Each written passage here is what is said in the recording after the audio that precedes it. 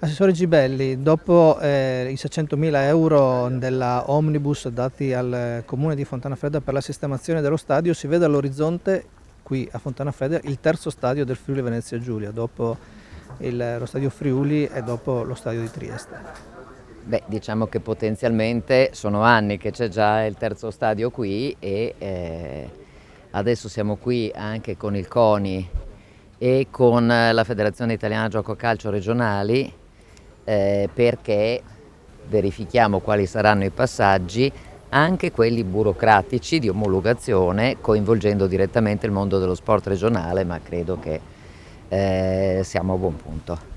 Oltre i 600.000 euro messi nella omnibus, quindi per rendere uno stadio a tutti gli effetti uno stadio di Serie B, ci sarà altro da dover raggiungere sul piatto?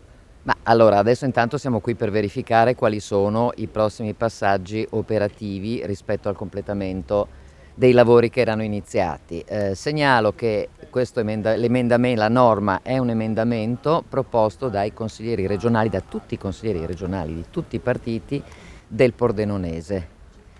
Altre risorse al momento ovviamente non ce ne sono, se no non sarebbe stato solo un emendamento per 600.000 euro. Vedremo quanto serve e quando servirà. Lo spot riesce finalmente a fare squadra a Pordenone, però perché è stato un emendamento trasversale. Assolutamente, questo è il valore. Infatti oggi ho chiesto ai consiglieri regionali, tutti coloro che hanno firmato, sono presenti come rappresentanti dei propri gruppi, un consigliere della Lega e uno del PD, perché se no arrivavamo con la squadra di calcio completa, potevamo scendere in campo e non mi sembrava il caso di fare così massa.